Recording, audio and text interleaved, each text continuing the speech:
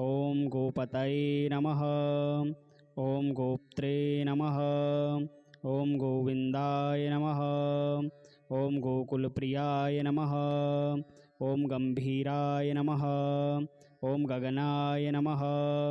ॐ गोपीप्राणभृते नमः। ॐ प्राणधारकाय नमः। ॐ पतितानन्दनाय नमः। ॐ नन्दिने नमः। ॐ नन्दीशाय नमः। ॐ कंससूदनाय नमः।